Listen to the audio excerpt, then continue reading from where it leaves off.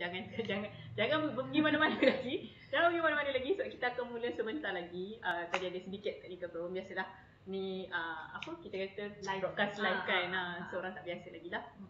Okay.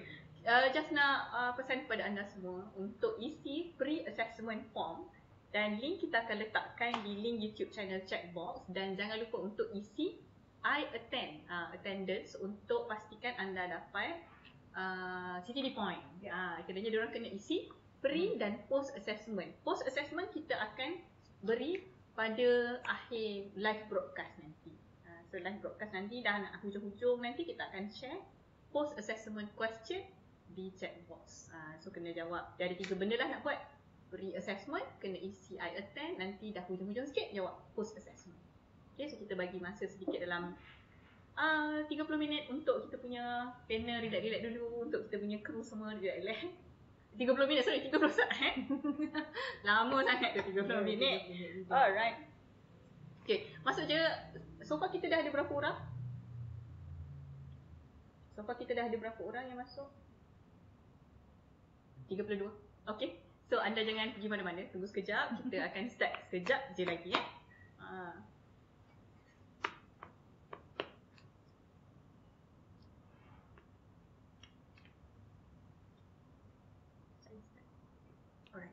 Okay, so kita akan mula live with dietitian episod 9 pada petang 26 hari bulan 8 26 Ogos 2022, episod 9 live with dietitian.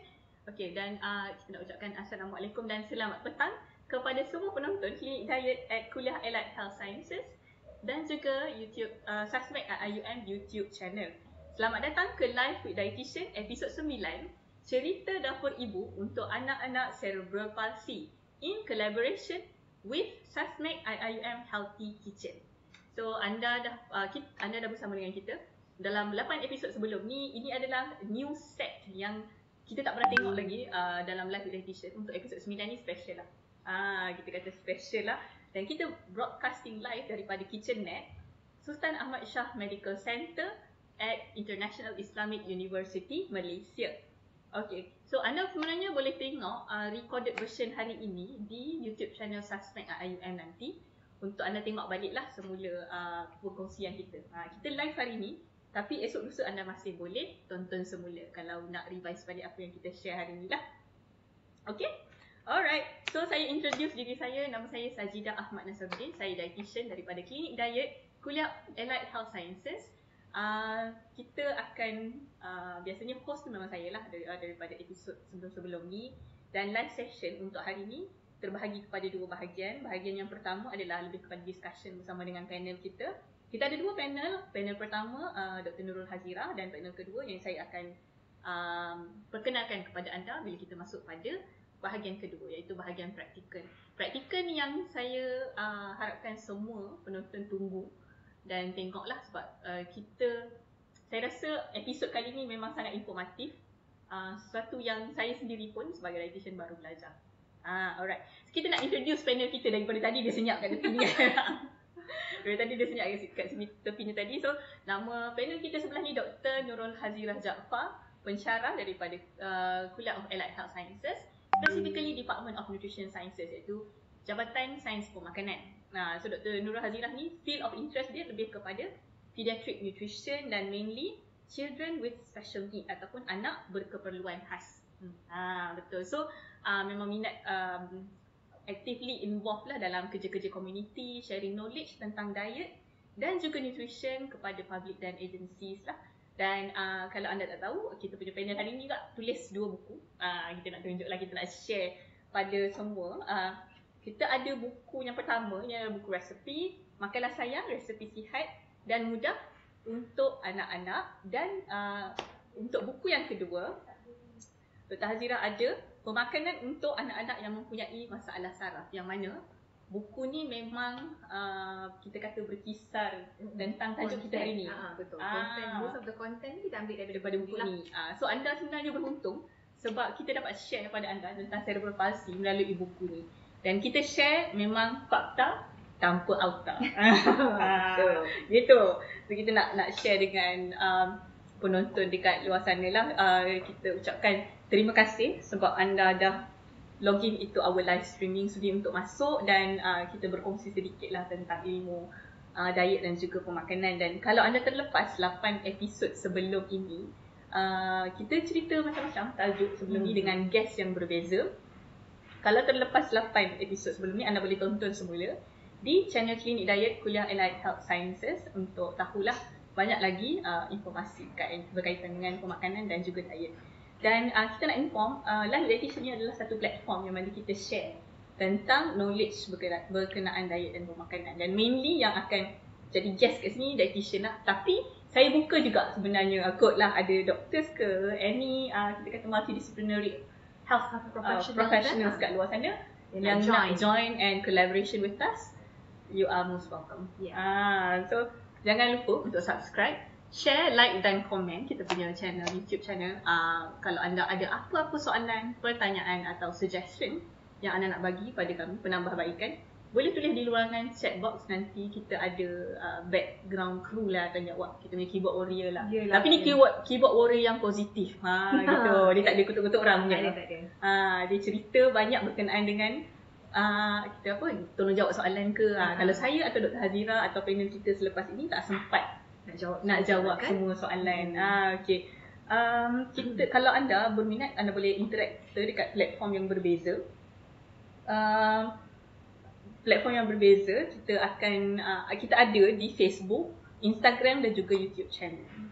Panjang tau saya punya introduction ni. Satu lagi last, kita ada disclaimer. Biasanya Live Dietitian memang ada disclaimer. Apa-apa produk yang kita tunjuk di Live Dietitian kita tak endorse atau kita tak demonize sama sekali. Ini adalah untuk memberi pengetahuan kepada anda supaya anda boleh buat pilihan yang baik untuk keperluan diet anda. Sama juga selalulah bercakap dengan doktor, dietitian atau pakar professionals, health professionals untuk tahu keperluan kesihatan anda secara individu. Apa yang kita share hari ni adalah satu exposure lah. Okey. Pengetahuan secara amal ya. Tamat. Tak tamat lagi, kita akan move on kepada kita punya kita punya konten kita pada hari ini, iaitu tentang cerebral palsy. Tadi kita dah tahu daripada tajuk pun cerita dapur ibu untuk anak-anak cerebral palsy. So memang tiga-tiga panel kita hari ni wanita lah. Tapi ibu bapa kat sana jangan terasa. Ini applicable untuk anda juga sebenarnya. Okey. Kita nak tanya Dr. Hazira, dah lama duduk sini baru nak tanya soalan pertama. Apa itu cerebral palsy? Boleh cerita dekat kita punya viewer jenis cerebral palsy. Sebab ada setengah orang pernah dengar cerebral palsy tu sakit apa, tak pernah tahu. Mungkin ada juga yang ibu bapa kat sana yang ada anak-anak syurga yang menghadapi cerebral palsy. Boleh cerita sikit dekat viewer kita. Alright. So cerebral palsy ni adalah satu keadaan di mana kanak-kanak ini berlaku ada kecederaan di bahagian otak mereka yang menyebabkan mereka ada masalah pergerakan atau koordinasi badan. Right? Itu secara ringkasnya lah. Ya. Jadi kecederaan otak ini boleh berlaku sama ada semasa dalam kandungan, semasa kelahiran ataupun pada awal usia mereka selepas kelahiran. Ya. Jadi ada antara lain ada juga orang tanya, adakah penyakit cerebral palsy ni ataupun keadaan cerebral palsy ni genetik, keluarga, maksudnya warisan keluarga. Adakah ia warisan keluarga? Ada peratusan yang mempunyai masalah disebabkan oleh genetik, tapi sangat sedikit. Ya, kebanyakannya berlaku macam yang saya cakap tadilah, ada kecederaan. Ya. Dan kalau saya boleh kongsi sedikit lah dia punya prevalence, ya, berapa ramai yang ada, ya. Kita kata dalam 1 ataupun 2 orang bayi dalam 2000 kelahiran mengalami masalah cerebral palsy. Ya. Dan untuk mereka kanak-kanak ataupun bayi yang pramatang, risikonya 10 kali ganda lebih tinggi untuk anak-anak yang kita kata lahir tak cukup bulan lah ni. Yes. Ya. Jadi kalau kita kata dari segi jenis cerebral palsy ni ada 3 sebenarnya, ya. Doktor selalu diagnose mereka kan. Cerebral palsy ada 3 jenis. Yang pertama spastik, yang kedua aphathoid dan yang ketiga ataxic. Jadi apa maksud ketiga-tiga ni kan? Nama pun tak pernah dengar lagi tu. Betul, pelik sangatlah kan. Jadi CP spastik ini biasanya dia punya keadaan tu adalah disebabkan dia mengalami ketegangan otot, ya. So keras kan. So itu spastik. Paling biasa jumpa ialah CP spastik je lah. Ya. Yang kedua ialah CP episode di mana mereka mengalami pergerakan yang berulang-ulang. Ya.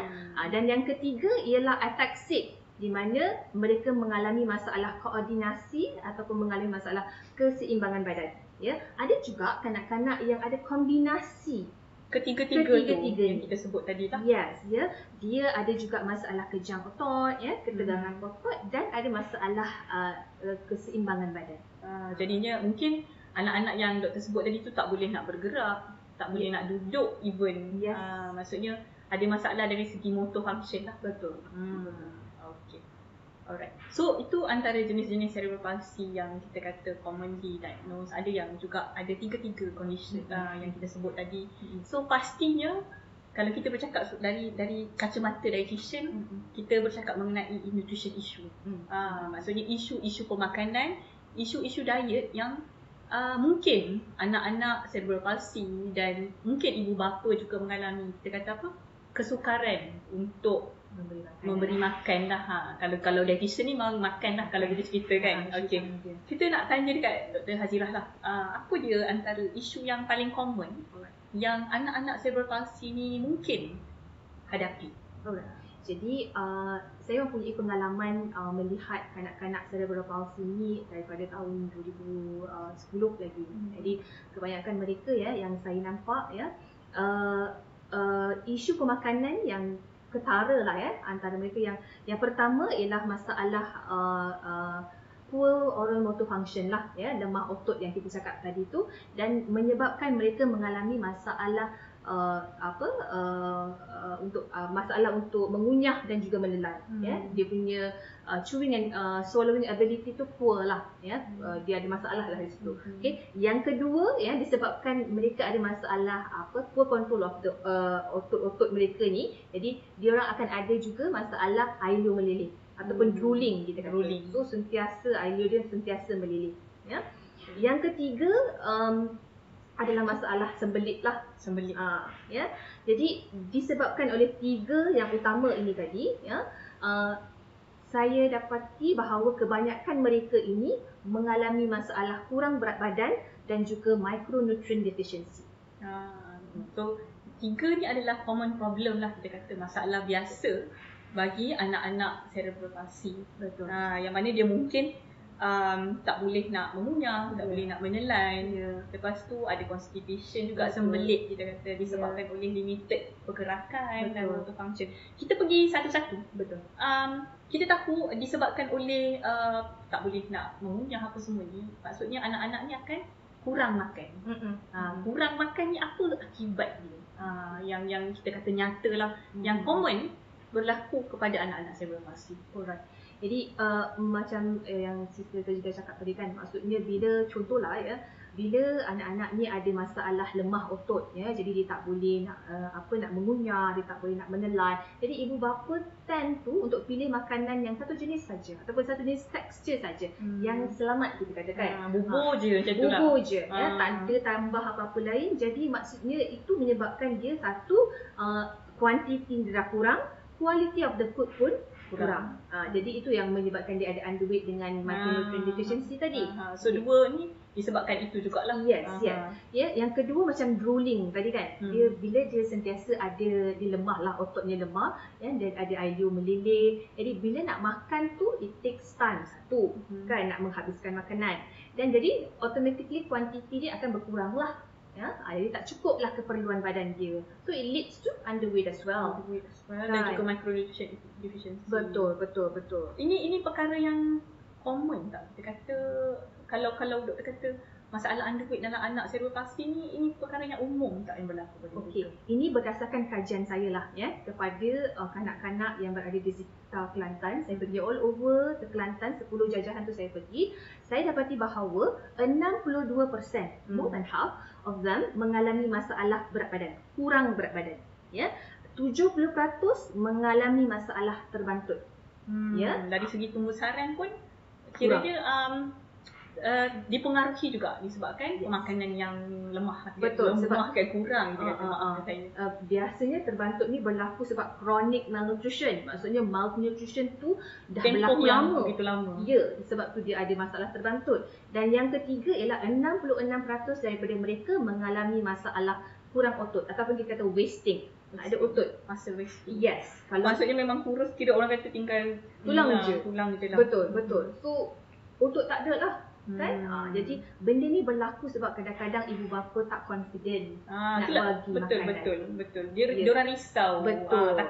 Takut anak ni nak ke makan tersedap ke tercekik ke. Boleh ke makan tapi macam tu. Saya rasa saya pernah encounter satu condition lah kata. Saya rasa ini adalah satu persoalan lah yang mana ibu bapa kat luar sana dia tahu anak-anak cerebral palsy, dia yang perlu uruskan.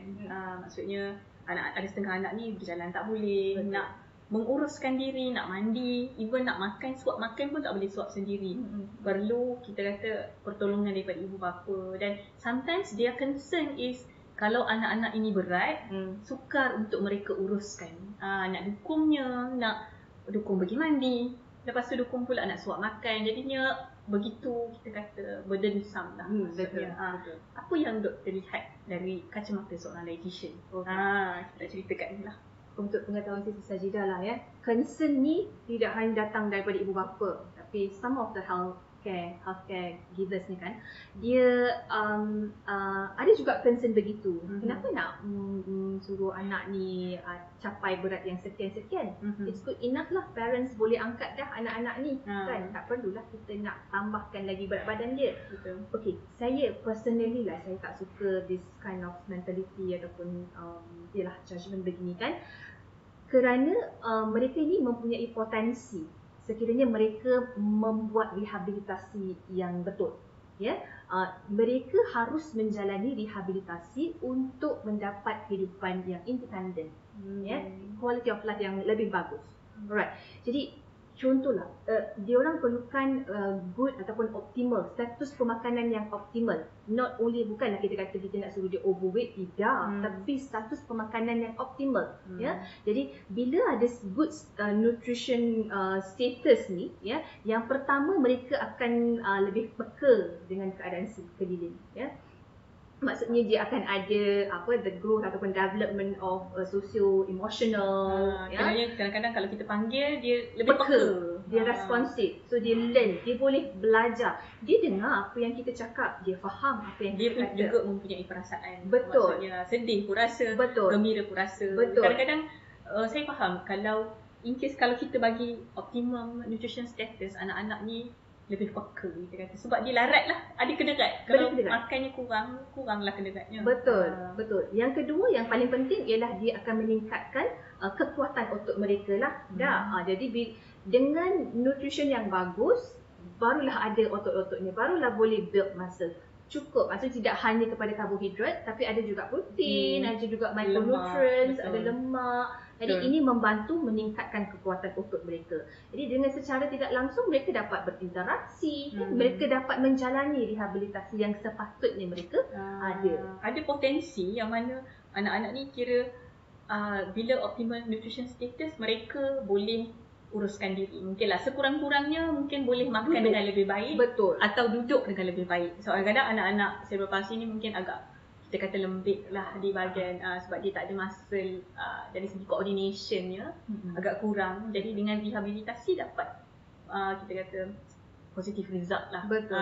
So, saya harapkan ibu bapa kat luar sana dan juga kita sebagai health giver untuk melihat nutrition ini sebagai salah satu perkara yang penting.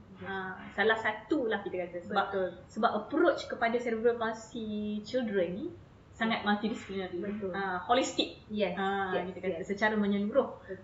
Bukan sahaja satu disiplin, kita perlukan disiplin lain, antaranya dietitian. Okay. So kalau anda nak jumpa dietitian, boleh berjumpa dengan kita. Kita di klinik diet kuliah Allied Health Sciences. Kita ada secara online. Sekarang ni kalau ibu bapa yang duduk di luar Kuantan tak boleh jumpa dengan dietitian, nak dapatkan nasihat pemakanan, anda boleh klik nantilah, nanti kita minta kita untuk share di ruangan komen kalau anda nak jumpa dengan dietitian. Alright. So tadi kita dah tahu kepentingannya kenapa untuk jaga nutrition. Satu lagi isu terakhir lah saya rasa tentang sembelit. Tadi sembelit mainly because kita kurang pergerakan, mainly anak-anak ni kurang pergerakan, tiada pergerakan kita. Apa lagi antara penyumbang yang boleh menyebabkan anak-anak cerebral palsy ni senang untuk sembelit? Okey, ya. Selain daripada kurang pergerakan, ya, sebab kita punya kanak-kanak punya pergerakan ni akan affect ataupun influence dia punya involuntary movements of the bowel as well, kan. Jadi yang kedua disebabkan oleh kurang variety of food lah, maksudnya fiber intake tak ada. Pelbagai, sayur tak makan, buah tak makan sebab buah apa takut. Betul, sebab dia keras kan, dia kecil-kecil. Jadi secara automatiknya adalah masalah sembelit tersebut. Ataupun yang ketiga sebab air tak cukup lah, kurang minum air. Ya. Mungkin kadang-kadang dia orang minum air hanya pada waktu makan. Maksudnya ibu bapa kena concern lah, di antara waktu makan tu perlu juga kita bagi air. Sebab anak-anak ni dia tak boleh nak beritahu kadang-kadang. Dia rasa dahaga ke atau kering ke, so anda kena tengok mungkin bibir kering ke, itu anak tanda-tanda yang mereka perlu lebih pada air lah. Okay. So very impactful daripada 3 isu ni. Kita akan beritahu juga anda untuk next part, kita akan bagi tahu macam mana nak atasi 3 isu yang kita bincangkan tadi bagi anak-anak cerebral palsy. Saya rasa sukalah untuk kita move on, doktor cerita tentang macam mana kita nak atasi isu-isu pemakanan tadi. Prinsipal apa yang ibu bapa atau medical practitioner kat luar sana perlu tahu tentang diet anak-anak cerebral palsy? Okay, jadi asasnya, benda yang paling asas, benda yang paling penting, not only to the children with cerebral palsy, tapi juga kanak-kanak yang normal, not only kanak-kanak but as well as adult kita lah. The basic principle ialah harus makanan itu harus complete and balanced. Maksudnya harus mengandungi semua kelas makanan dan mengikut kadar keperluan badan. Jadi macam mana kita nak tahu kadar keperluan badan ni kan? Might as well jumpa dietitian untuk lebih individualized lah. Tapi secara umumnya kadar keperluan badan kita ni dipengaruhi oleh yang pertama jantina, kedua umur, kemudian aktiviti fizikal. Jadi bila kita bercakap pasal aktiviti fizikal untuk kanak-kanak cerebral palsy ni, dia ada dia punya sistem yang tersendiri, iaitu Gross Motor Function Classification System, GMFCS. Tadi sebenarnya kita orang praktis ni GMFCS ni tau. Kan terbelit lidah. Terbelit lidah. Jadi kita ulang balik. Gross Motor Function Classification System. Yes. GMFCS. Betul. So dia ada 5 lah GMFCS ni. 1, 2, 3 ni dia boleh bergerak. 4, 5 ni dia tak boleh bergerak sangat lah. Jadi secara automatically kanak-kanak yang boleh bergerak ni keperluan dia lebih tinggi daripada kanak-kanak yang bedridden lah. Dan selain daripada itu, kadar keperluan badan untuk kanak-kanak juga dipengaruhi oleh masalah kesihatan dan juga masalah status pemakanan, ataupun kalau dia ada kurang berat badan, automatically dia punya kadar keperluan kalori serta nutrien tu lebih tinggi untuk dia catch up the growth. Betul. Right? Sebab anak-anak ni masih lagi dalam proses tumbesaran. Walaupun kita kata dia tak sama macam anak normal, tapi masih lagi perlukan tenaga yang lebih lah. Yes. The second one would be on the kepelbagaian makanan. Pilihan makanan. Yes. Apa yang anda boleh pilih. Betul. Yang mana kita kata selamat untuk anak cerebral palsy, dan juga kita kata boleh ada some added nutrients value. Betul. Nilai tambah dari segi zat makanan. Betul. Sebab most of parent kan yang saya jumpa ni banyaknya pilih satu jenis makanan saja. Jadi sekarang ni untuk kanak-kanak lain juga, untuk kanak-kanak lain, kita sendiri pun kena ada kepelbagaian makanan tersebut. Sebab apa? Allah ciptakan, Allah Maha Besar kan, dia ciptakan makanan ni mempunyai pelbagai zat. Jadi kita kena try semua jenis makanan untuk dapatkan zat-zat nutrien tersebut. Dia contohlah macam karbohidrat, kumpulan karbohidrat ni bukan hanya ada nasi je, kita ada mi hun, pasta, roti canai, naan, apa lagi, chapati lah semua. Semua tu masuk dalam karbohidrat juga. Jadi kalau kita kata kita nak pelbagaikan benda tu, kena sentiasa ubah-ubah lah. Tapi apa-apa pun kita kena tengok tekstur lah. Maknanya kita kena modify tekstur mengikut kebolehan anak-anak itu untuk makan dan minum. Betul. Sebenarnya anak-anak ni boleh makan makanan-makanan yang kita sebut tadi tu lah. Cumanya anda perlu, kita kata, ubah suai mengikut tekstur supaya mereka boleh makan dengan selamat. Betul. Okay. Kita GMFCS ada classification. dalam food texture pun ada classification. Terlampau banyak jargon pula kita guna Ya, hari ni. Minta maaf pada anda jargon. semua. Tapi kita akan cuba untuk make it simple untuk anda faham. Kalau food texture modification ni, biasanya kita akan ikut IDDSI, International Dysphagia Diet Standardization Initiative. Ini adalah untuk kita tengok level mana dari segi ubah suai tekstur makanan yang selamat untuk anak ni lah. So kita minta Dr. Hazirah untuk bagi tahulah pada view yang simple. Yang simple kita, yang susah sikit kita untuk kita cerita dekat view sana lah. Make it easy. Alright. So IDDSI ni kalau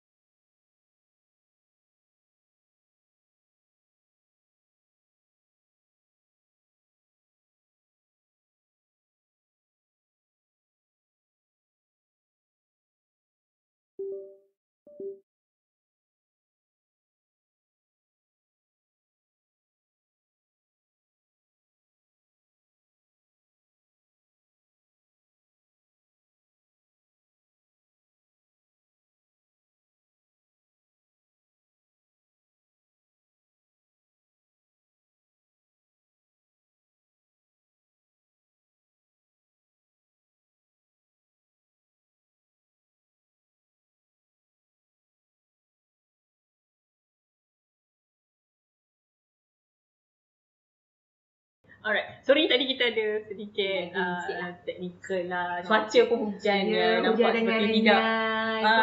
Tapi the show must go on, everybody.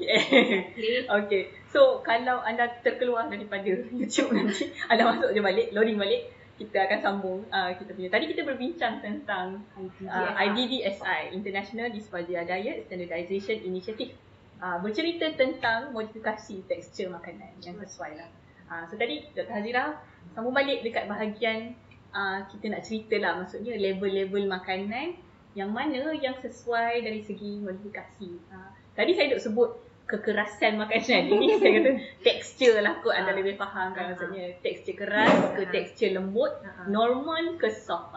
So kita bagi Dr. Hazirah untuk explain kepada anda dengan lebih detail. Okey, jadi IDDSI ni adalah satu kita kata classification system yang digunakan untuk dikelaskan lah ya, jenis ataupun tahap konsistensi minuman dan makanan. IDDSI minuman dan makanan. Secara generalnya itulah bendanya ya. Jadi IDDSI ni ada 8 level sebenarnya. Dia start daripada 0 sampai 7. Okey. Jadi 0, 1, 2, 3 ni adalah minuman daripada berbentuk cecair. Dia berbentuk cecair. 1, 0 sampai 3 berbentuk cecair. So it start from 0 to tin liquid. Air potong. Tak ada apa-apa bancukan lah. Dia sangat cair lah. Kan? Yang pertama slightly thick, nombor 2 mildly thick, nombor 3 moderately thick. Yang pekat sikit kan. Itu cecair. Start daripada 4, 5, 6 dan 7 dia dah towards solid food lah ya. 4 tu adalah puree, 5 tu adalah mince and moist ya, cincang. Ya, makanan yang dicincang dan lembap ya. 6 soft makanan lembut. Yang lembut tapi lebih kering daripada mince and moist tadi kan. Betul. Ya. 7 easy to chew lah, regular food lah, makanan yang kita biasa makan lah. Regular. So itulah tahapnya ya, daripada 0 sampai 7. Right. So basically kita punya anak-anak sipri ni biasa makan 4, 5, 6. Daripada puree, mince and moist, cincang dan lembap sampai soft. Right. So apa beza antara 4, 5, 6 ni ya. 4 ni yang puree ni dia smooth, tekstur dia smooth, tak ada lump, tak ada granules, and it requires no chewing pun. Telan terus pun boleh. Ya betul. Macam ni kira macam makanan baby. Betul. No chewing, no biting required. Alright, itu 4. Itu puree. Yang kelima, dia ada sikit, dia mince and moist kan, jadi dia ada sikit lumps, dia ada sikit granules tapi very small. Ya, dia punya kita kata biji-bijinya tu kecil lah. Maksudnya kecil. kalau telan pun selamat. Betul. It does not require biting, tak perlu nak gigit, tapi minimal chewing saja. Pergerakan mulut gitu. Dia budak tu chew sikit je, dan boleh telan terus. Tak perlu extensive lah. Ya. Level 6 ni yang soft ni, dia perlu bite and chew sebelum swallow. That is 6 yang soft lah. Alright. Okay. Jadi apa-apa pun, ya, macam mana kita nak tahu anak kita ni 4 ke 5 ke 6? Itulah, saya rasa ibu bapa kat luar sana mesti dah macam sudah mana dah. Yang mana? Macam mana sebenarnya untuk kita pastikan anak kita ni safe dekat mana, yang kan? mana satu dia punya texture. Alright. So apa-apa pun untuk yang ini, kita kena dapatkan khidmat nasihat daripada terapi pertuturan, speech language lah. Speech language therapist. Yes. Ya, untuk dia betul-betul buat test dan decide anak kita ni dekat mana yang selamat untuk dia makan. Level mana, texture mana yang selamat untuk dia makan dan minum. Right? So, selain dietitian, pentingnya speech therapist. Betul sama. Speech therapist ni dia tahu bahagian mana yang selamat dari segi pathology, swallowing pathology. Maksudnya bila kita telan, which part yang safe, which kita kata apa, texture yang safe. Dan dietitian ni pula kerja dia, how do you modify and how do you make it nutrient dense. Macam mana anda nak modifikasi ubah suai dan bagaimana untuk anda buat dia lebih tinggi dengan zat. Itu kerja dietitian. Sebab itu pentingnya lah kerjasama orang-orang profesional ni untuk tu. Tapi anda jangan risau, kita akan tunjuk macam mana rupa tekstur tu nanti di bahagian kedua. Mince balls macam mana, puree macam mana, itu senang je cerita mulut ni. Tapi tak tengok yang betulnya, dia tak faham. Tak tahu bagaimana rupanya. Betul. Tunggu sampai kita punya part yang kedua. Okay, kita dah cerita pasal tekstur makanan. Saya dekat sebelah kita ni, mungkin anda tak nampak secara penuh lah di skrin.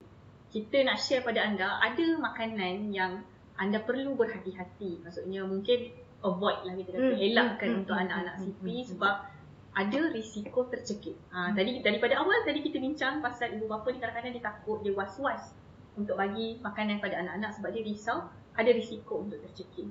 So kalau tercekik tu, apa jenis tekstur makanan dan apa-apa jenis makanan yang anda kena berhati-hati. So kita rasa kita kena berdiri lah kot, kan? Betul. Okay, so kita nak tunjuk dekat anda. Dekat sebelah ni ada beberapa tekstur makanan. Kita akan tunjuk satu persatu. Kita tunjuk slow-slow lah supaya ibu bapa kat luar sana boleh catch up. Okay. Apa makanan pertama yang ibu bapa kena berhati-hati? Okey, antara makanan atau ciri-ciri makanan yang ibu-ibu kena berhati-hati ataupun paling elok pun kita avoid lah, ya. Yang berserabut tinggi, ya, contoh macam seleri, ya, ataupun nanas. Seleri ni kalau kita masak pun, kalau kita buat sup pun, dia still ada serabut. Kalau kita potong pun, kan, kita masak, kita rebus, still ada serabut. Jadi kalau ini potong kecil-kecil pun dia still ada sedap boleh lah. Jadi kita kalau best kita avoid lah yang guna seleri ni. Alright, itu yang pertama. Yang kedua ialah makanan yang lembik macam ni, yang macam salad ni, ya. Sebab apa? Yang ini kalau kita bagi makan, maksudnya dia bila kita chew, risiko untuk dia lekat dekat lelangit tu tinggi. So itu menjadi punca kanak-kanak itu tersedak. Lagipun yang ni memang kena kunyah betul lah sebab dia macam quite crunchy. Dia lembut, tapi ada same time dia crunchy. So maksudnya dia lembik. Possibility untuk melekat di langit-langit tu tinggi lah. Ya, langit-langit ya, langit-langit tu langit atas. Okay. Seterusnya kita nak tunjuk yang seterusnya. Yang ini yang keras lah, maksud yang crunchy macam dia cakap tadi, yang crunchy dan keras dan kering. Jenis macam keripik, ya, keropok. Betul. Yang tu anda kena dia kena hati-hati lah. Ini walaupun kita tahu bila kita makan kita ada IDU yang mungkin akan melembutkan, tapi dia masih lagi ada sedap. Yang mana sedap tu boleh menyebabkan tercekik. Tersedak. So tersedak tu bahaya. Sebab dia boleh masuk di bahagian saluran pernafasan. Betul. So kita tak nak lah benda tu. Yes. Next ialah makanan yang keras begini juga. Maksudnya gula-gula. Walaupun kena air liur tapi still intact dalam bentuk keras. Ya. Ini yang gula-gula lah, candy lah, hard candy. Yes. And for sure lah, ya, kacang-kacang yang keras-keras pun sama juga. Buah kering macam mana? Sama juga sebab dia liat. Dia liat. So it requires chewing. Dia tak boleh nak kemam-kemam dia terus telan. It's dangerous. Tak boleh. Betul. Tapi saya curious juga. Sebab ada setengah gula-gula yang jenis subuh lah. Kita tak endorse tapi kita kata bila makan tu dia kan akan hilang. Macam mana bila kena IBO tu akan lama-lama akan hilang. Masih juga tak selamat Tak. Kita tidak ada kenal lah benda tu ya, sebab dia untuk kanak-kanak sipil memang dia punya shoe, kalau shoe yang tua betul kan memang dia tak boleh nak gigit betul pun sudu tu ya. The next one ialah yang kenyal macam marshmallow, dodol, itu kena berhati-hatilah sebabnya dia memerlukan kanak-kanak tu cengkam makanan tu and chew and telan. Ya, dia agak coordination tu banyak sangat dia perlu buat. So kalau kanak-kanak yang ada lemak otot tu possibility untuk dia tersedak atau tercekik tu tinggi lah. So kena banyak hati-hati kalau rasa-rasa macam makanan yang anda ada tu berada di kategori tu tadi. Kita kata kategori berserat, kategori agak lembik, lepas keras, kacang, kering dan juga jenis hard candy, kenyal yang macam dodol apa tu, so dengan hati-hati. Selain daripada tu buah-buahan yang berbentuk bulat ya, contoh macam cherry, macam anggur, seketul macam ni kita nak bagi seketul dekat anak ni, it is dangerous lah. Tak selamat anak sebab dia licin kan, dia nak genggam dekat gigi geraham ke depan ke, it's quite challenging untuk diorang. Jadi kalau dah termasuk terus ke kerongkong, tercekik lah. Tercekik lah ya. Selain daripada tu ya, macam kuih-kuih Melayu kita kan kadang-kadang ada ni nyoh ni kan. Nyoh ni kelapa parut kan? Kalau anda tak tahu lah ya, kalau orang luar lah ya. Kelapa parut. Jadi yang ini boleh menyebabkan mereka tersedak. Kuih kasui, apam kan kadang-kadang dia ada. Kalau nak buah saya lah dia panggil bulu-bulu. Bulu-bulu. Yang bulu-bulu tu maksudnya kelapa parut tu, itu yang akan menjadi kunci tersedak. Tapi kuih itu sahaja tanpa kita kata garnishing dia macam nyoh tu, dia selamat. Kita akan tunjuk dekat hujung sikit nanti macam mana nak apa kategori kuih Melayu yang sesuai untuk anak cerebral palsy. Saya nak tambah sikit lagi. Ada satu lagi jenis ataupun apa kita kata jenis makanan yang kita kena berhati-hati ialah bila ada dua konsistensi. Contoh cereal dengan susu. Jadi cereal ni bijirin dengan susu. Jadi bijirin ni solid, yang ini susu ni liquid. So bila kalau kita introduce sekali, anak-anak jadi kalau yang kurang koordinasi tu dia tak tahu dia nak telan dulu ke nak kunyah dulu. Nak telan ke kunyah dulu. So it increase the risk untuk tercekik dan tersedak. Alright. Okay. Selain daripada tu, kalau contoh roti putih, roti slice tu kan, kalau kita makan sendiri memang it requires chewing, dan kalau kita tak chew dengan betul dia boleh melekat dekat langit. So itu meningkatkan risiko mereka tersedak. Jadi the best thing ialah kalau untuk makan roti untuk kanak-kanak CP, rendam dulu dalam susu atau air. Betul. Dikembang sikit jadi macam bubur lah. Yes. Dia keram gitu. So nak buat senang, dia boleh telan terus tanpa perlu kunyah. Okey. Tadi Dr. Azira ada tunjuk buah-buahan yang tadi dah kita kata anggur, cherry kan, buah-buahan ni kan dia bulat-bulat, jadinya isu untuk tercekik tinggi. Tapi saya akan tunjukkan anda macam mana tips untuk kita serve. Ini bukan sahaja bagi anak CP, ini anak CP yang ada minimal chewing lah. Boleh juga untuk anak-anak kecil yang baru nak makan kan, kadang-kadang kita takut nak bagi biji itu, ada setengah yang ada bijinya. Jadi bahaya. Bagaimana nak serve dengan cara lebih selamat. Kita nak tunjuk ni terus praktikal lah ni cerita dia. Dah ada chopping board, jangan terkejut. Dekat sini kita nak tunjuk macam mana anda nak potong dengan cara yang selamat lah. Okay, kita ada buah cherry dan kita ada anggur. So anggur ni sebenarnya kalau anda nak serve yang bulat begini, anda tak boleh, kalau anda potong tengah-tengah bahagian longitudinal. Bukan, kerata rentas yang pendek lah, kita kata vertical lah. Susah bahasa Inggeris. Dia akan jadi setengah begini, bentuk sfera begini.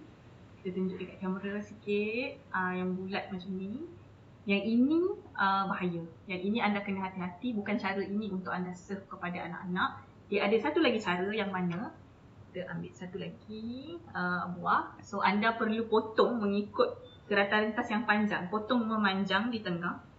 Kemudian potong lagi kepada 4 bahagian. Setiap satu tu lah potong pada 4 bahagian. Dan kita tahu buah ni sendiri ada kulit. So anda buang kulit ni. Yang ni pastikan anggur yang tak ada biji lah. Kalau ada biji anda buang dulu. dan boleh serve macam ni, bulat macam ni. Yang ini risiko untuk tercekik atau sesedap dapat dikurangkan dan anak anda boleh makanlah buah-buah ni melalui daripada tepi rahang mulut dia. Okay, so tadi kita tunjuk macam mana buah anggur kan kita nak serve bagi anak-anak kecil ataupun anak-anak cerebral palsy yang ada minimal chewing. Kita juga nak tunjuk kalau berbentuk cherry.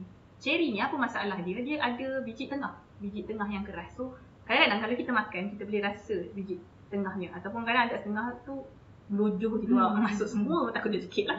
So apa yang anda boleh buat adalah anda potong tengah, buatkan potongan tengah. Kemudian just peel off kedua. Kita make sure tak ada biji tengah lah. Lepas tu kita potong kepada 4 bahagian juga, maksudnya tengah ni. Dan pisau anda ni pegang dan run through bawah dia. Dia tak boleh nak peel off macam anggur sebab dia agak keras dia punya kulit. So anda potong miring gitu. So potong lagi kecil, dia panjang. Tidak ada kulit, dia lebih selamat dan dia lebih kecil lah. Bila memanjang, kurang untuk ada risiko tersedap. Yang ini yang kita tunjuk untuk buah-buah biji lah. Alright. Okay. So kita rasa tadi kita dah berdiri, kita nak tunjuk seterusnya kepada viewers sana. Saya rasa my next question, lepas kita dah tahu tekstur makanan yang sesuai, yang mana yang sesuai untuk anak-anak yang tak sesuai meninggal saya.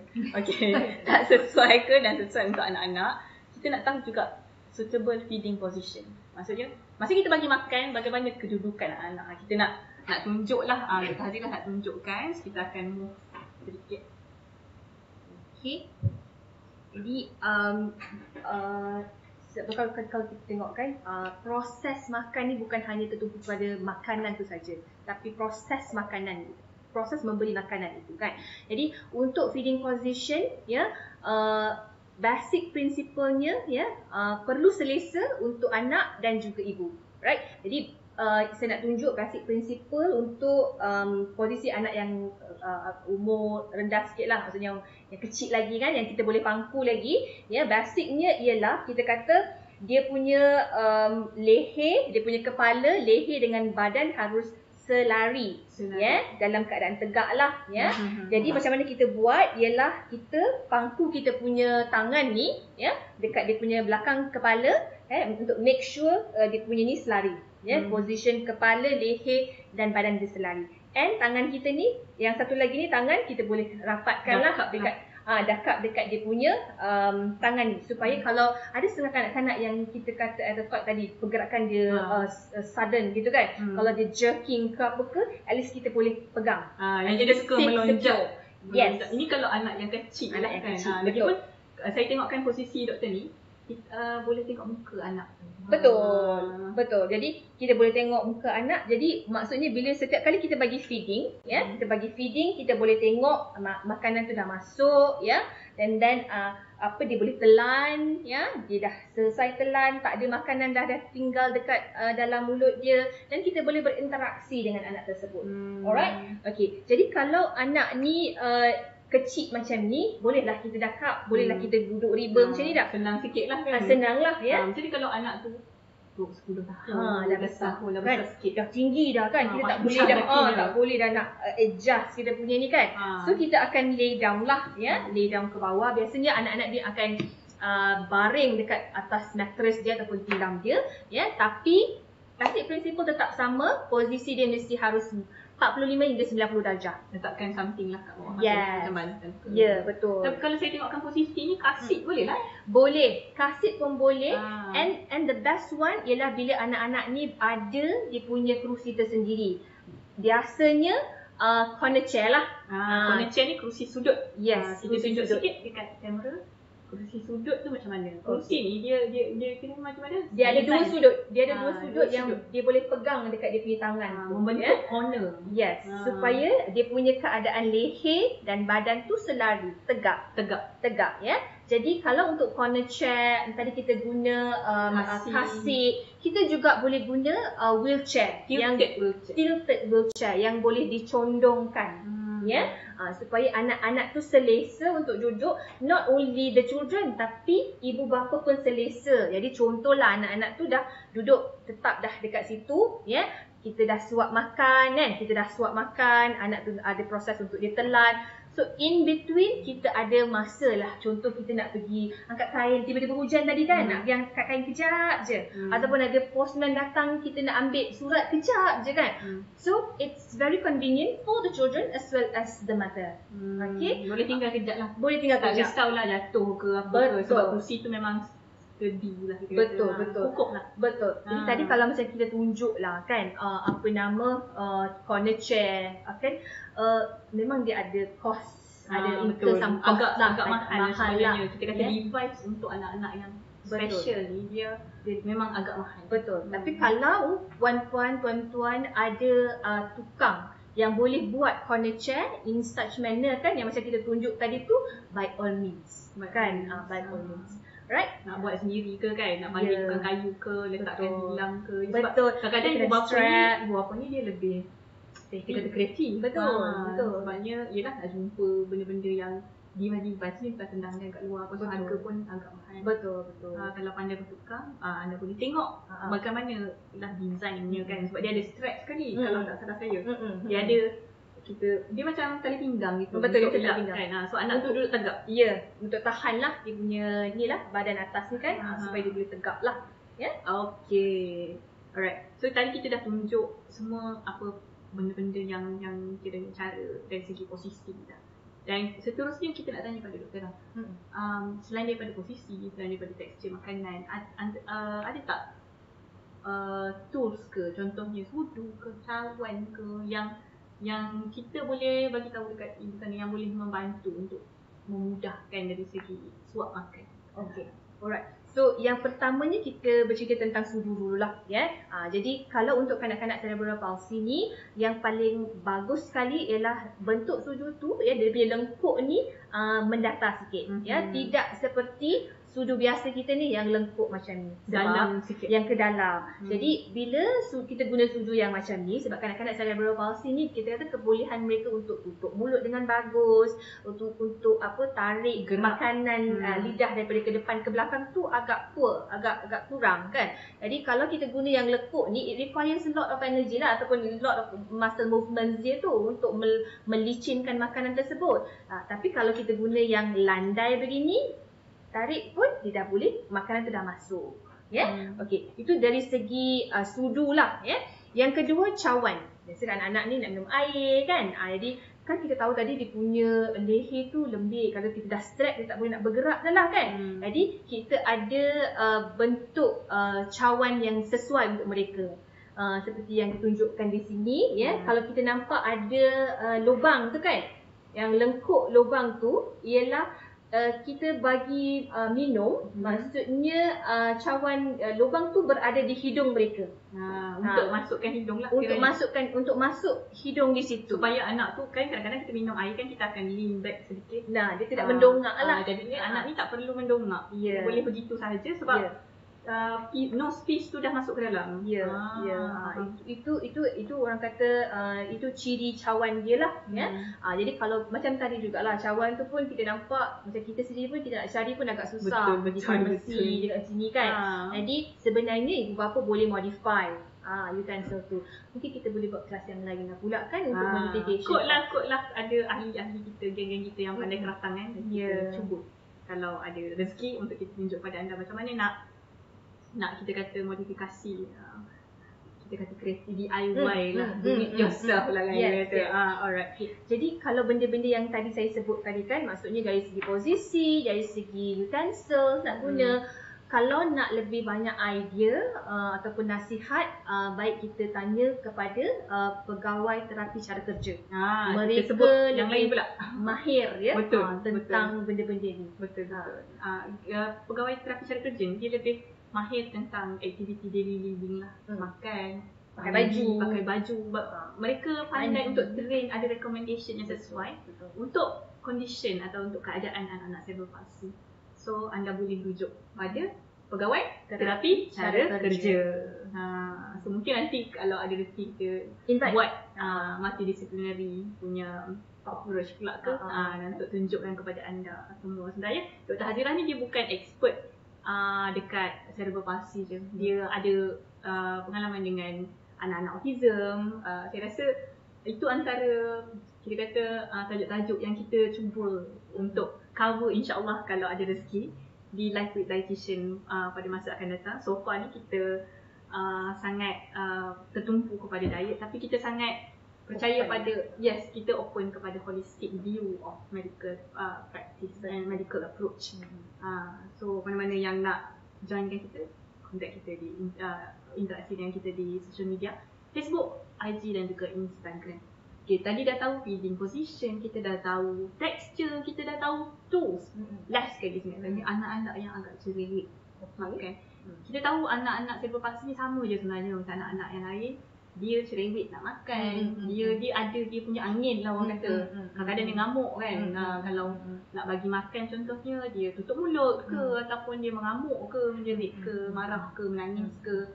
So dia ada, dia kata ciri-ciri begitu. Adakah mungkin disebabkan sensitif terhadap sentuhan di bahagian muka ataupun di rongga mulut ke?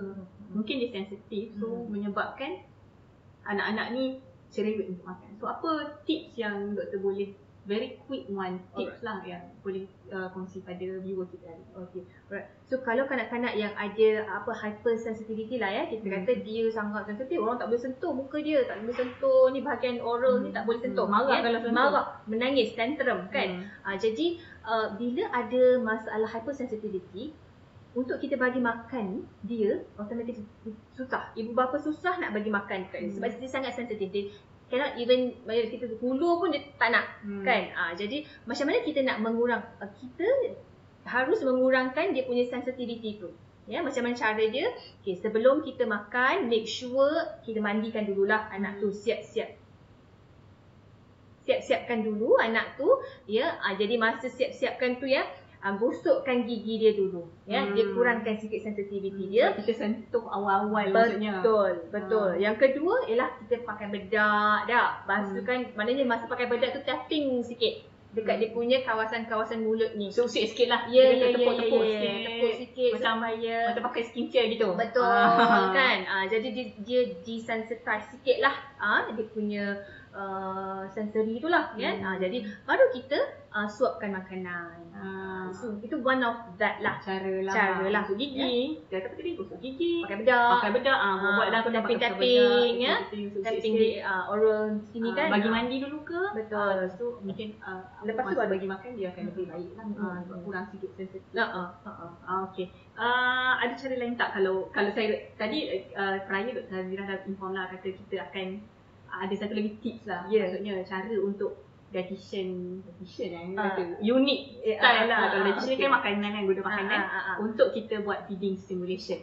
So boleh share dekat orang tak? Macam mana? So biasanya kan kanak-kanak yang ada masalah kurang ada masalah untuk mengunyah lah dia punya cara mengunyah tu tak kuat sangat. Jadi kita nak kuatkan otot untuk dia chewing tu.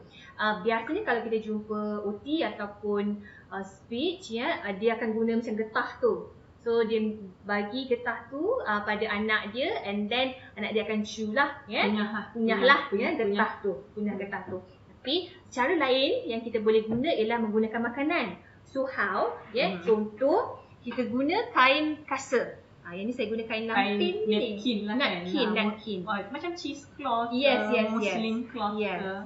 Boleh yang nipis lah. Yang nipis ni kita boleh gunakan buah-buahan yang keras. Contoh kita ada hari ni ialah buah pear. Jadi buah pear ni kita kena potong dalam bentuk jari macam ni, memanjang macam fries, kentang goreng gitu. Anda potong panjang. Lepas tu kena buat apa? Okey, jadi bila dah kita potong panjang macam ni ini cloth kita masukkan dekat tengah, dia akan bunjutkan dekat hujung. Alright, macam ni. Kita bunjutkan dekat hujung supaya kita boleh pegang. Jadi bila dah siap macam ni, kita boleh masukkan buah tersebut di tepi, di dalam di bahagian rahang lah. Masuk dekat tepi. Suruh anak tu gigit dia. Gigit. Jadi in a way kanak-kanak tu boleh rasalah jus dia. kan. Dalam masa yang sama boleh latih chewing tu. Tanpa ada risiko tercekik. Tanpa ada risiko tercekik sebab kita dah ada kain kasut tu tadi. So all the fibers tu tadi melekat dalam ni. Dia only dapat dia punya jus sahaja. Jus buah tu. So secara tak langsung adalah vitamin dan mineral sikit kat situ. Ya. Begitulah. Feeding stimulation, dietitian memang pakai makanan juga. Ya. Alright. So kita rasa banyak sangat yang Dr. Azira share, especially tentang management lah. Saya recap sikit sebab saya rasa takut kot ibu bapa nak buat some mental notes lah. Pertama tadi kita share tentang prinsipal pemakanan mesti kena pelbagai, mesti ada variety. Lepas tu kedua yang Dr. Azira share kat kita, tekstur makanan yang kita perlu berhati-hati. Contoh tadilah keras, apa semua tu. Dan apa dia kita kata level tekstur makanan yang kita guna IBDSI tadi tu. Level puree, level mince moist, lepas tu ada level soft. Yang tu antara 3 yang paling common yang digunakan untuk anak-anak cerebral palsy, yang mana 3 ni kita akan tunjuk pada second part bersama dengan kita punya guest yang kedua lah. So anda jangan pergi mana-mana. Mungkin kalau nak pergi minum air, pergi laju lari ambil air sekejap. dan boleh share. Kemudian Dr. Azira share juga kat kita feeding position. Bagaimana cara yang selamat lah. Sebab masa kita bagi makan ni adalah bonding time lah sebenarnya, saya rasa sangat. Yelah, orang kita ni especially lah, saya kata Malaysian, kalau ada apa-apa keramaian mesti makan. Kena makan. Kalau tak makan dia mengata. Bukan. Mesti. Betul.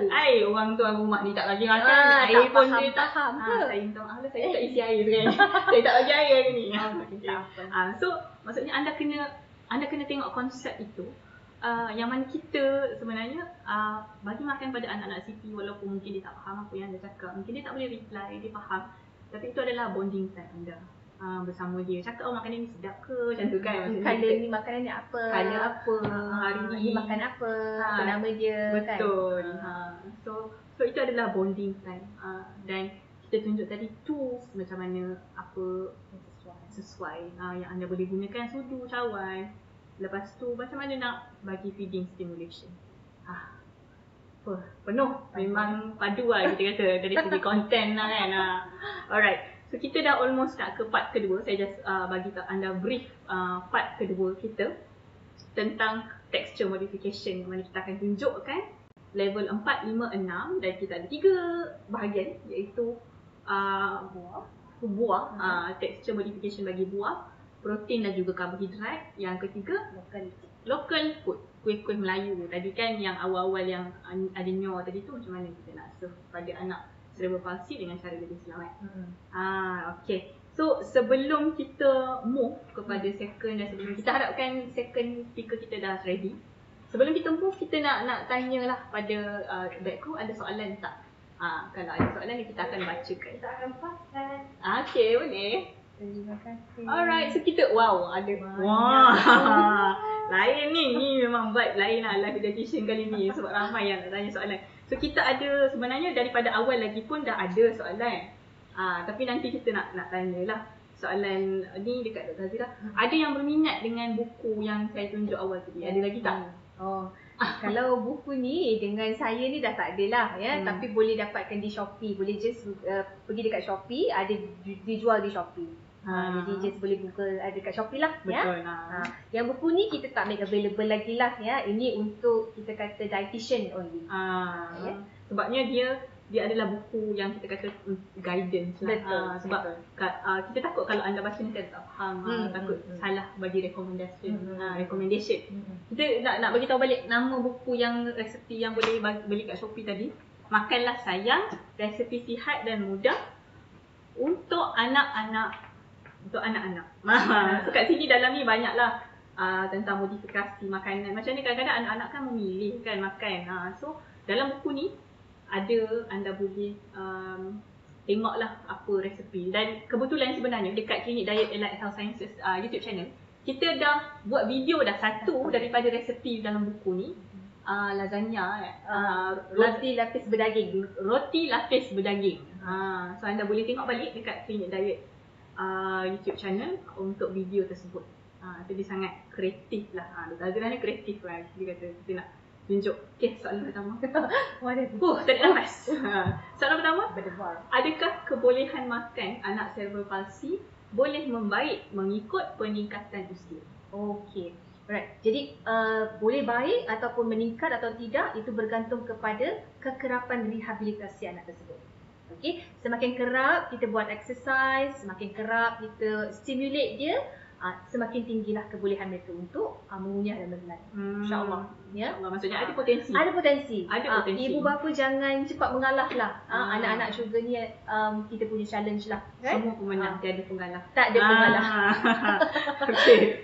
Alright. So soalan kedua, sayur apakah yang sesuai untuk anak-anak cerebral palsy selain ubi-ubian? Okey. Saya rasa banyak sebenarnya. Betul, kan betul. yang ibu bapa boleh. Betul. Kalau saya personally, saya rasa yang anda boleh fikirkan untuk bagi, kalau kita nak bagi sayur berdaun, pastinya dia ada 2 faktor di sini.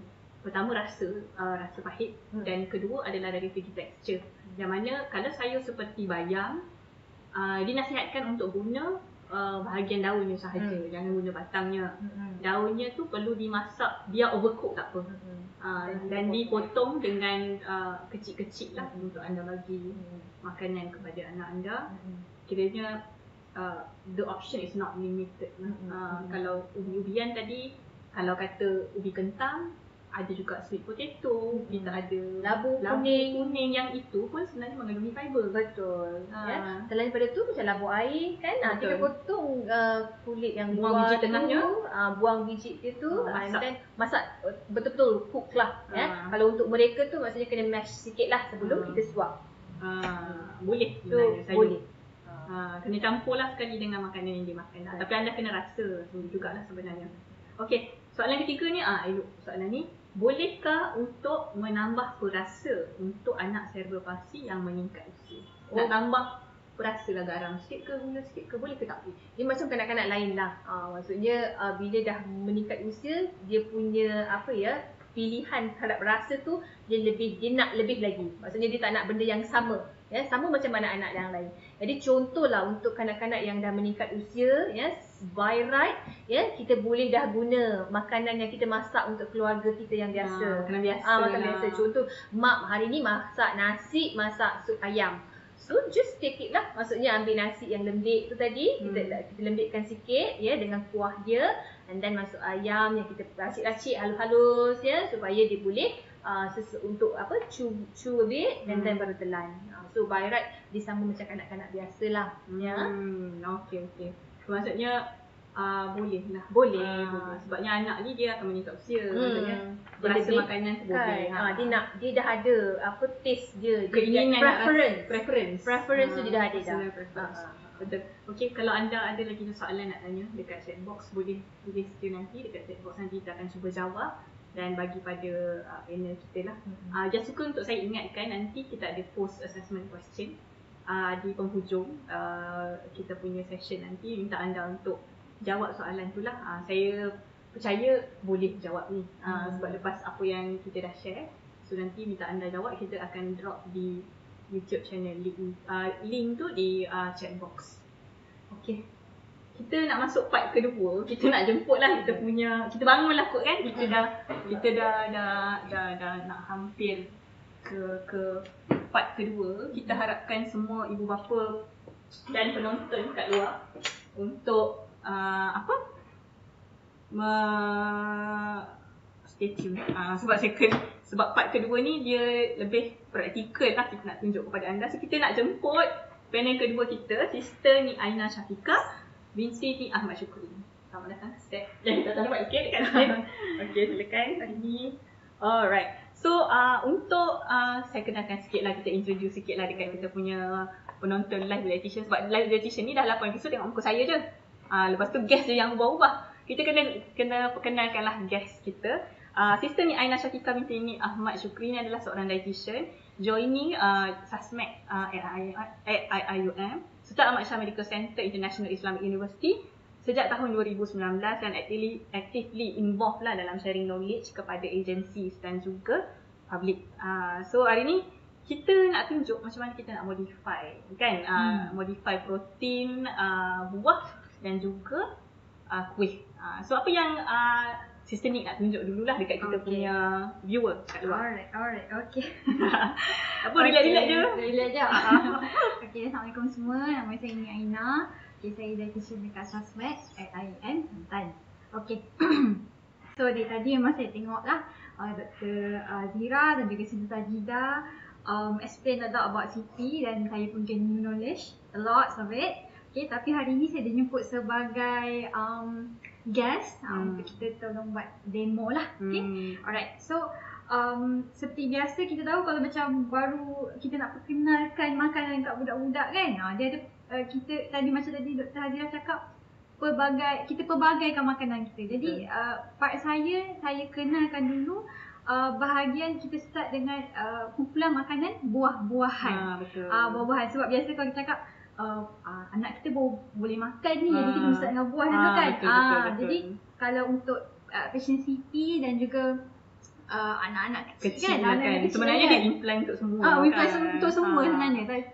Jadi kalau macam Dr. Hazrah lagi tahu. Tapi untuk tu kita akan tunjuk sedikit lah kan dia punya demo macam mana yang 3 texture tadi tu.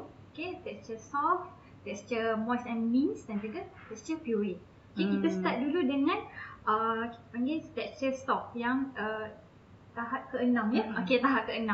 Okay, kalau tengok kat sini yang ni apa ni kita ada? Yang ni hari ni kita guna apple. Okay, apple boleh tahu sebenarnya. Apple Ibu bapa boleh. risau kan. Kan. Apple sebiji tu macam mana kan? Jadi kalau untuk apple pertama sekali of course buang dulu kulit dia, buang dulu dia punya biji, lepas tu kita kena steamkan dia.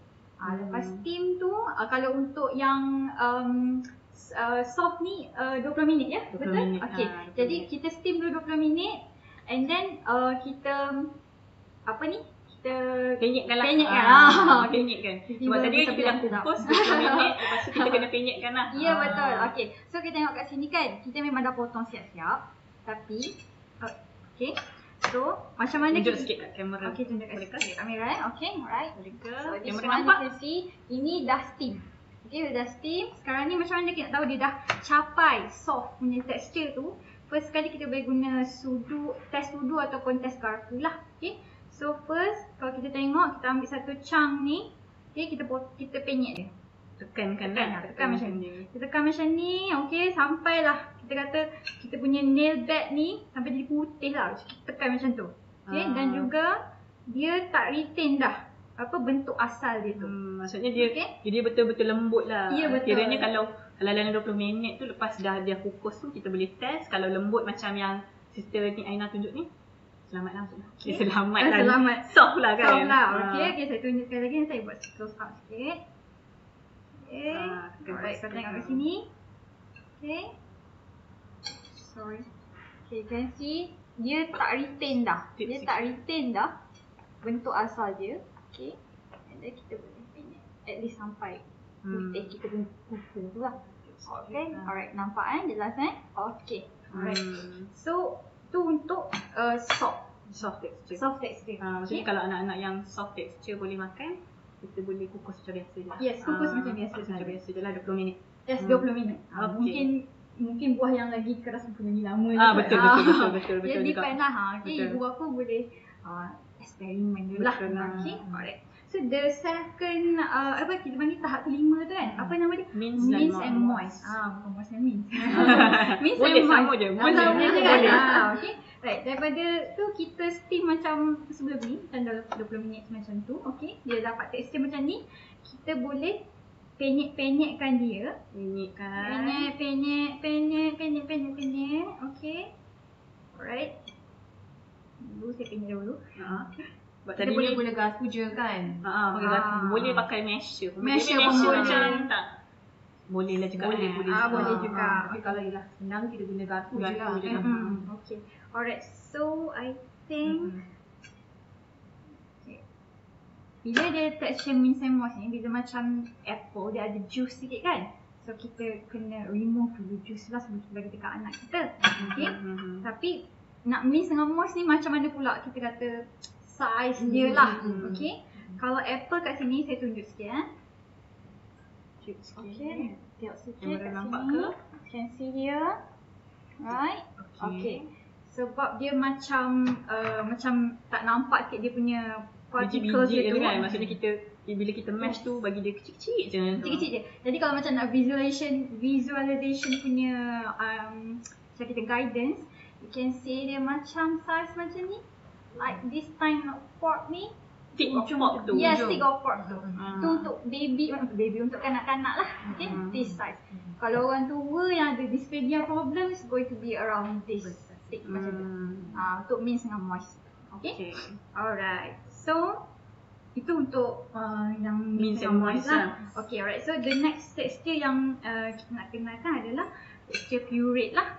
Okay. Right. So untuk texture pureed ni, okay, this one is apple juga. Okay. And dah pre-prepared. Okay. So untuk yang ni kita steam lama sikit. Dalam 30 minit macam tu kan. Okay. So untuk apple ni kita steam lama sikit and then kita blend. Lepas tu macam mana nak dapatkan texture puree tu? So texture puree dia ada test dia jugalah. Betul. Okay. Right. So test dia kita panggil spoon drop test. Spoon drop test. Okay, you can see here, saya dekatkan sikit dia macam ni. Bila kita drop tu, dia masuk. Dia akan drop macam ni. Jatuh. Jatuh. Macam tu lah. Kita panggil macam plop. Macam tu lah. It's a bit runny lah. Okay, you can see tadi dia a bit runny. Tapi sebab kita boleh modify lagi kan. Yes, kalau kita dia boleh runny. modify lagi. Yes. So macam mana nak modify tu, either you can put in some thickener. Betul. Thickener and then Pemakat. yes, pemakat. And then certain puree juga dia ada temperature sensitive. Betul. So kalau dah buat tu mungkin kena cepat-cepat bagi makan kat anak ke Betul, kan. betul. Ataupun mungkin kalau dalam kes ni kita kena sejukkan dulu. Betul. And then keluarkan daripada tepi ais, kita bagi dia kat anak makan sesegera yang baik. Sesegera yang mungkin lah. lah. Ya, betul.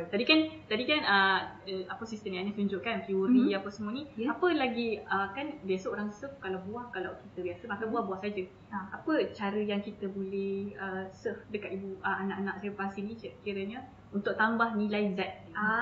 Okey, betul. Dan juga memang budak-budak pun kadang-kadang cerewet, itu nak, itu tak nak. And then certain panggil nutrient tu dia tak dapat lah kan.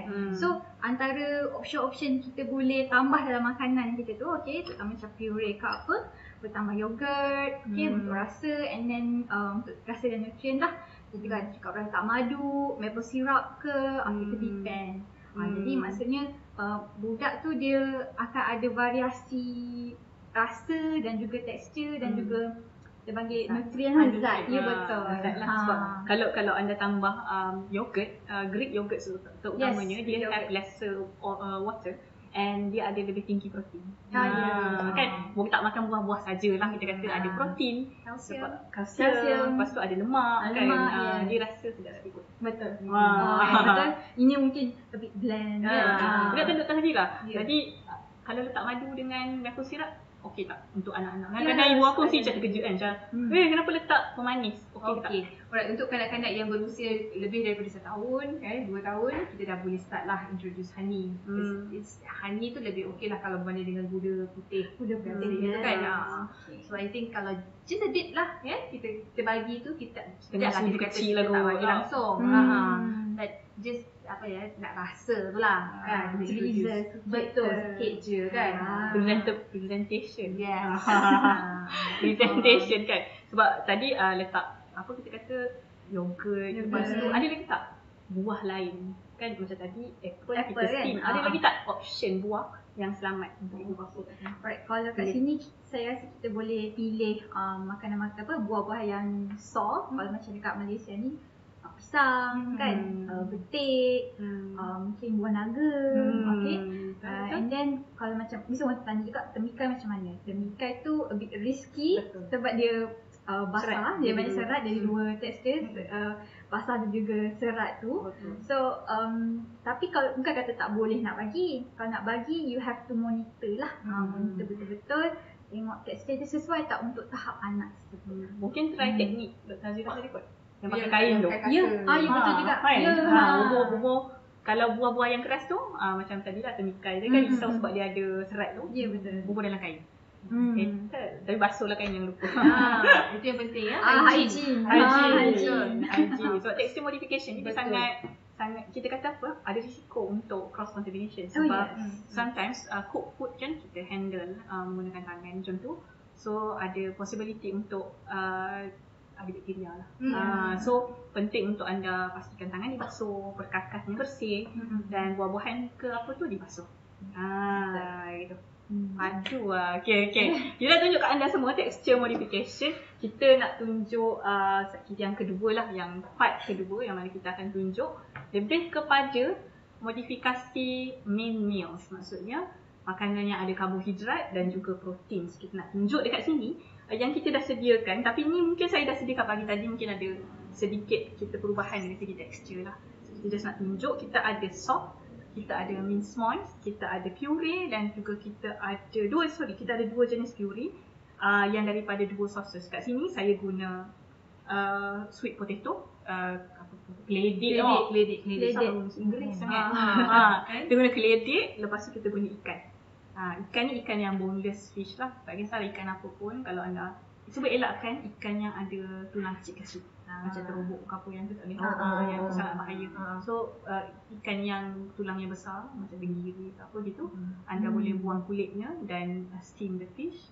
Kalau nak masak macam-macam cara pun boleh, letak butter sikit ke kat situ. Kita boleh increase dari segi tenaga dan juga nilai zat lah. Kita ada some good fatty acids untuk anak-anak. And colour, contoh kalau kita guna keledek kan, colour orange tu dia ada dia punya micronutrients sendiri lah. Betul. Keledek pun ada warna ungu kan.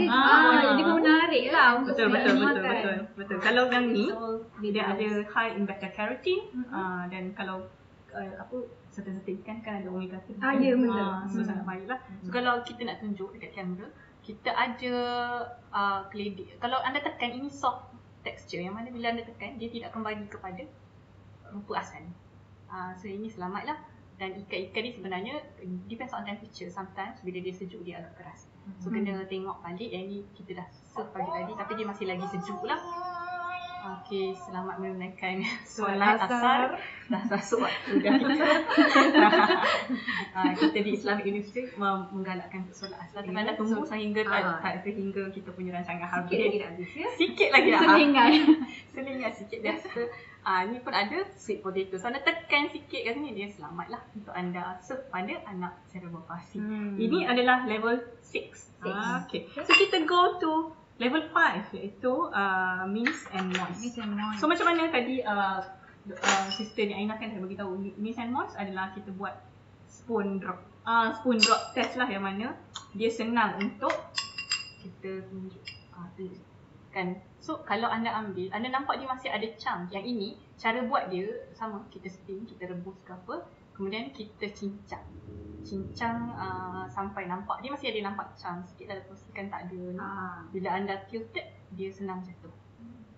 Yang ini saya cairkan sikit dengan susu. So kadang-kadang kalau kita pakai air kita kurang tenaga, nak tambah tenaga, ganti dengan susu. Tekstur dia akan berubah ke kalau tak air juga? Akan berubah. Kalau letak air kan dia akan lebih cair lah. Dan sometimes ada setengah ibu bapa dia buat satu makanan untuk digunakan pagi sampai petang. Bila kita simpan dalam bilik air, sometimes dia akan lebih memekat. Jadi bila anda nak masak, anda nak serve tu, anda cairkan sikit. Macam biar dulu ke macam tu. Biar dulu kat room temperature. Ataupun tapi kadang-kadang protein ni bila dekat room temperature, dia risiko untuk kan ada bakteria. So boleh letak dalam microwave. Dan anda adjust balik dengan susu lah. Macam tadi kan pemekat, sebenarnya anda boleh pakai susu tepung. Okay. Tixa pun ada. Tixa ni kita tak endorse, tapi kita kata sebagai salah satu pemekat yang menggunakan resistant corn starch, to which dia boleh membantu untuk memekatkan sikit. Sebab ada setengah anak-anak tak selamat dia makan secara biasa kan? Ya betul. Okay, yang ketiga adalah level puree. Puree ni lain sikit daripada mince and moist. Mince and moist tadi anda boleh nampak macam biji-biji. Yang ini tidak ada biji, dia smooth. Dan bila kita tilted, dia float satu. Kalau if it's more water, ada banyak lagi air, maksudnya itu bukan puree. Itu adalah thick liquid. So nak tambah pemekat. Ini apa dia? Ini adalah ubi kentang dan juga kacang kuda. Kenapa? Saya pilih yang ni sebab apa? Kacang kuda ni adalah salah satu sources of protein. Yang mana kita tambah dengan ubi juga tu dah adalah protein dan juga karbohidrat. Dan kacang kuda juga mengandungi fiber. Which good for your children. Kira macam satu ni dah ada 3 complete. complete. Almost complete already. Complete. Nak tambah butter sikit ke minyak Kan a sikit bit ke. of oil jadi a meal. Settle. Settle. Complete. Okay. So next yang ni tadi sama macam yang saya tunjuk mince and moist dengan soft tadi adalah ubi keledek dan ikan. Yang ni sama juga, dia very smooth texture. Korang kamera nampak tak? Smooth texture dan bila kita tiup dia akan jatuh. Ini dah agak ni lah sikit, pekat sikit sebab dia dah sejuk. So when it's much warmer dia akan senang untuk kita rendam. Pula ini adalah puree yang betul level 4. So saya punya settle. Apa lagi option lain yang anda boleh gunakan untuk serve protein? Kita ada 2 animal base macam ikan, ayam. Kalau plant base anda boleh try tahu, boleh juga tempe ni dia grainy sikit. So kena rasa atau ke kacang, kita ada green beans, kita ada chickpeas. Ada segala jenis kekacang itu adalah satu option protein yang baik. Cuma kadang-kadang dia ada setengah yang macam orang kata angin lah, takut lah, risau ke apa kan. Mungkin serve dalam amount yang sedikit dahulu untuk percubaan, tengok bagaimana anak anda tolerating, dia boleh ke tak, okey ke tak, dan cuba. Jangan pernah berhenti untuk try sebab kita nak pastikan anak ni boleh cuba. Boleh cuba semua. Okay, Dr. Hazira, off to you. Ni yang daripada tadi kita sebut tadi pasal apa? Nak varietykan Nak varietykan makanan dia. Jadi kita boleh guna kita punya local food lah, local kuih. Biasa kita banyak je kuih-kuih yang soft kan. Jadi macam mana kita nak dapatkan yang 7 atau 6. 6 tu ialah soft and dia bite size. Jadi maksudnya kita punya kuih tu untuk kita kita bagi pada anak-anak ni, maksudnya kena betul-betul in a bite size lah small sizes So biasa ibu-ibu dah biasa buat ni benda kan. Jadi contoh dia akan jadi mince and moist bila kita linyitkan dia. Alright. So ni boleh suap lah kan? Boleh. Lembut lah. Boleh dah lembut dah. Boleh tak nak tambah susu sikit, nak bagi lagi lembut? Tak ada masalah. Jadi kita boleh tambah. Macam ni nampak ke? Baru cameraman cakap okey. Kita tak nampak ya? Okey. Alright. So, ini apam. Apam beras. Okay. Next, kita ada kuih bakar. Pun sama juga. Dia initially memang dah soft lah. Tapi dia macam kita nampak macam agak let sikit, macam kenyal gitu kan. Jadi make sure kalau contoh untuk anak-anak ni, kita make sure kita boleh cairkan sikit untuk dia jadi consistency puree. So it will be much better lah kalau kalau macam ni dia tak jadi puree kalau macam ni kan. Dia dah likat sangat kan. Right? Okay. So antara lain kita ada juga tepung pelita. Ini memang soft lah. Tepung pelita ni yang jangan dibagi dalam pembungkusnya. Jangan. Maksudnya kita kena elok lah bagi elok lah sikit kat anak-anak kita kan. Jadi ini kita dah kata dia dah jadi soft lah. So boleh bagi. Kuih tepung pelita dia pun nak rasa juga. Betul. Dan rasa sedap juga. Kan ada coconut fat lah. Fat lah maksudnya. Healthy fat. Lepas tu rasanya lebih sedap. So kat sini maksudnya apa yang Dr. Hazira dengan Asisten ni Aina tunjuk, buah lepas tu kuih, ini adalah option untuk snack time. Minum petang. Kalau hari tu kemudian anda makan apam dan juga dia makan. Tapi rukunnya lain. Kan? Okay. So paduah. Tapi Dr. Hazira, one last question. Kan kuih-kuih Melayu ni biasanya ada membungkus. Betul. So apa yang nak pesan pada ibu bapa? Okey, maksudnya kalau yang pembungkus kan jenis-jenis yang banana leaf ke apa tu, make sure kita buka dan kita serve on the plate macam biasalah jangan dicampur-campur lah benda tu kena berhati-hatilah dari segi satu safety of the food and hygiene of the food lah. Macam tadi kita sediakan puree, kadang-kadang ibu bapa dia sedia banyak kan. Dia in bulk terus kan. Jadi perlu simpan dengan keadaan yang sesuai dengan makanan tersebut. Okay, so kena hati-hatilah. Kadang-kadang kuih lepat di dalamnya ada ada nyur. Ya, betul. Ada kelapa. Betul. Anda tengok dulu macam mana baru anda serve lah. Lepas ubi ke lepat pisang ada juga kan. Pisang itu kena hati-hati. Kadang-kadang ada setengah orang utara dia ada lepat liat. Dia macam sampai dia tapioka tapi dia agak liat, so yang tu kena hati-hati. Betul. Makanan yang berasaskan tepung pulut dengan tepung tapioka tadi tu sebab dia liat, so kita kena berhati-hati. I see. Sebab dia kenyal. Kalau mochi isi mochi kalau macam lembut macam aiskrim boleh. Isi dia okey. Tapi kalau kulit dia tu kan sebab sebab dia macam tu kan. Stretchy. So anything stretchy is no lah. Macam dodol tadi tak boleh lah. Tak boleh. Okey, kita dah 4:33 minit petang. Kepada anda semua terima kasih sebab login live streaming kita, tunggu bagi support pada kita untuk tengok lah. Maksudnya kita punya rancangan ni kita almost dah habis dah. Kita nak remind kepada anda semua untuk isi post assessment question di ruangan komen, dan kalau anda nak berjumpa dengan dietitian, dekat situ anda boleh klik link untuk register dengan dietitian. Boleh je, kita sebenarnya cover semua isu pemakanan lah, daripada obesity sehingga ada NCDs, non-communicable diseases. Kalau ada pediatric cases, contohnya Dr. Hazirah juga dia ada tengok patient. Kalau anda ada anak-anak cerebral palsy ke yang mempunyai masalah dari segi pemakanan, anda boleh berjumpa dengan dietitian juga. Dan kita percaya holistic approach ni penting lah dalam kita kata apa, memberi treatment pada anak anda. Dan jangan lupa untuk subscribe, like, share dan komen. Kita nak tengok ada soalan lagi tak? Okey, kita dah nak habis waktu dah. Kru kata dah tak ada soalan. Dan kita nak tanya je lah kata-kata penutup. Penutup lah. Kata-kata akhir Kata-kata akhir Dr. Hazirah kepada ibu bapa atau medical practitioner ke siapa-siapa lah saudara-saudari yang tengok kita pada petang ni. Alright. So terima kasih saya nak ucapkan kepada semua yang menonton kita. Jadi untuk ibu-ibu yang ada anak-anak CP ni, saya nak bagi tahu yang anak-anak sugar ni dia ada potensi. As long as kita ada usaha, sebab Allah dah bagi itu sebagai kita punya challenge, kita terima benda tu dan kita reda, dan kita kena buat sehabis baik lah. Saya faham ibu-ibu kadang-kadang ada masa juga down, stress, letih. Jadi kita minta Allah balas yang sebaiknya lah untuk mereka kan. Jadi untuk saya sendiri ada kawan yang ada CP, and boleh teka tak dia ada kat mana sekarang? Dia memang CP dari kecil ke? Dia tu maksudnya umur dah umur sama dengan saya.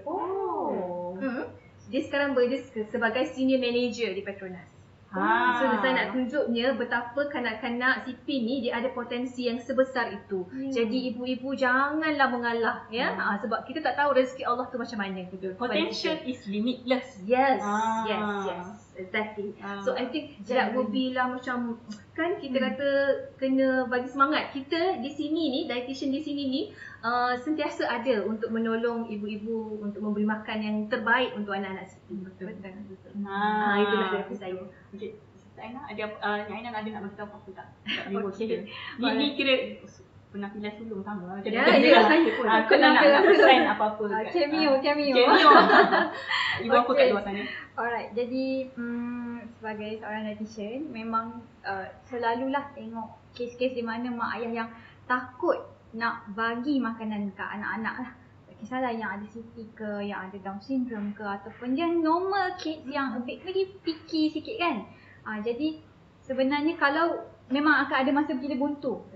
Buntu. Jadi mak ayah jangan risau, sekarang ni dah banyak sources kan, dan juga jika memang sekarang dah ada link untuk jumpa dengan dietitian, get professional help lah.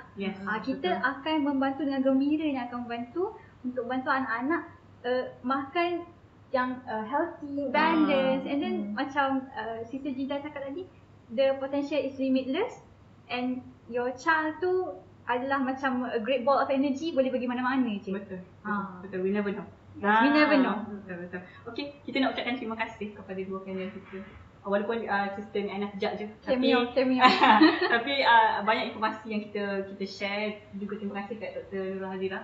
Kita harapkan bukan berhenti di sini, kita harapkan kalau ada collaboration lain, kalau anda kat luar sana medical practitioner ke, tak kisahlah siapa yang nak cuba nak cuba untuk berada di platform kita. Boleh je, saya welcome everyone to share their knowledge, bukan sahaja dietitian, semua tentang kesihatan lah. Dan tadi kita baru dapat information yang post assessment question pada semua yang jawab, nanti anda ada peluang untuk masuk lucky draw dan kepada pemenang akan kita umumkan melalui email. So jangan lupa untuk jawab post assessment sebab itu juga akan menentukan anda dapat CTD point yang lengkap, pre, post assessment dan juga CTD point, dan saya dah inform tadi. Selain daripada kita nak ucapkan terima kasih pada dua panel kita nak ucapkan terima kasih pada background crew kita dan juga kepada kepada semua yang dah membantu kita lah, daripada Information Technology Department, juga kita punya dietitian from Kuliah Allied Health Sciences, dan juga daripada Department of Dietetic and Food Service Sultan Ahmad Shah Medical Center International Islamic University Malaysia. Okey. Manjang. Terima kasih kerana kepada live streaming. Sampai jumpa nanti di episod akan datang. InsyaAllah episod 10. Kita belum finalize lagi, tapi jangan lupa untuk subscribe, like, komen dan klik dekat bell button. Dekat Susmed punya channel pun nanti klik dekat bell button untuk anda tahu kalau ada apa-apa notifikasi lah kan, maksudnya apa-apa sharing knowledge nanti. Sampai jumpa. Assalamualaikum warahmatullahi wabarakatuh. Bye bye.